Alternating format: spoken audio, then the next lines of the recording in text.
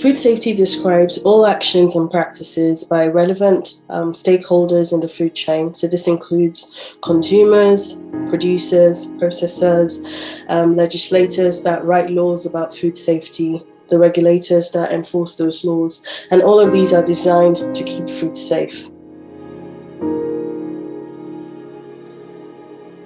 So we say microorganisms are ubiquitous. That simply means that they can be found in any environment conceivable by man. However, they could also find their way with foods that we consume, as well as water that we also consume. And while we have some microorganisms that are helpful with food, such as yeast, baker's yeast, Saccharomyces cerevisiae, we also have a large number of organisms that are harmful to man. And they could also be found with food and could become harmful when humans or animals ingest them with the right intention for good health and nutrition.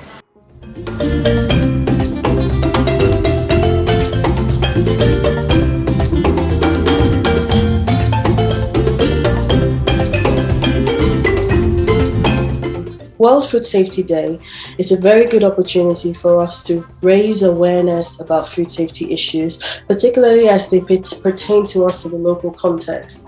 As a consumer, we have a responsibility to ensure that we can keep our food safe.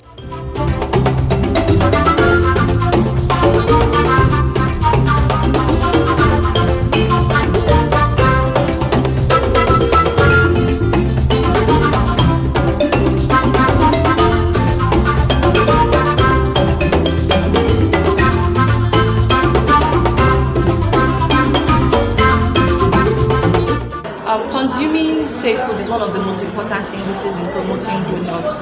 Eating contaminated food tends to predispose an individual to disease conditions like diarrhoea, and also predispose an individual to micronutrient deficiencies, incidents of communicable and non-communicable diseases. These diseases tend to have long-term complications and may even result in death. At Jacob Salva, we try as much as possible to adhere strictly to best sanitary practices available in the hospitality industry. Knowing fully well that we deal directly with human health, our staffs are well trained as per how to put into practice good hygiene methods. We make sure the thing is clean and neat. Tidy everywhere, make sure we cover it so that fly will not be touching it. We try everything is neat, it's okay, it's fine. We also have a large number of viruses that have been implicated in causing foodborne illnesses. They could include rotaviruses, which are harmful for children less than 5, noroviruses, Norwalk viruses, and a large number of gastroenteroviruses. Research has also shown that children under 5 years of age tend to come down with this burden, about 40% of these foodborne illnesses, especially in low and middle income countries. In Nigeria, it has been estimated yearly that about 200,000 individuals die from food contamination and food poisoning. As a consumer, we have a responsibility to ensure that we can keep our food safe and that we know that the food that we are purchasing is safe. World Food Safety Day is also an opportunity for us to advocate for safer food, to ensure that all partners are working together, both in academia, in industry, in policy, to make sure that the food that ends up on our table is safe and that we can reduce this burden of foodborne illness.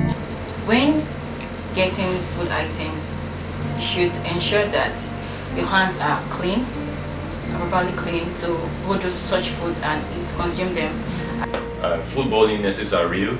They are caused by microorganisms, and most of the time when you consume food that's not properly cooked, undercooked, or exposed water that may have been contaminated with these organisms unintentionally, you may be exposed to these illnesses, and they could be life-threatening also if there's no medical intervention.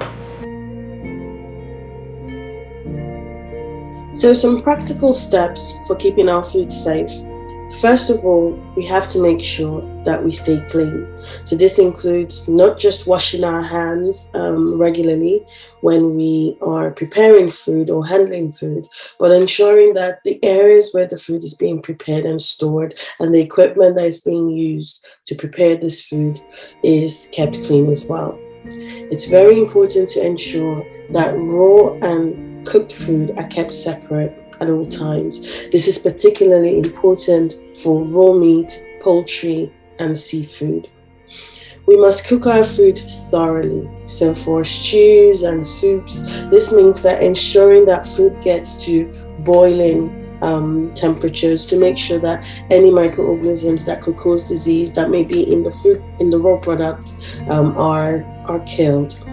When we have cooked our food, we must ensure that we store it at safe temperatures. So this means if food is hot and should be served hot, that it stays hot throughout that cycle, and that cold foods are kept cold. When we want to store our food, we should store our food quickly, especially when we cook large batches of food. It's also very important for us to use safe raw materials. If we use water that is unsafe in preparing food products, it's also going to transfer into the food that we're consuming. So we have to ensure that the raw materials that we use are free from any dangerous microorganisms or toxic chemicals. These are some ways that we can ensure that our food is kept safe. So ensure that you keep your food safe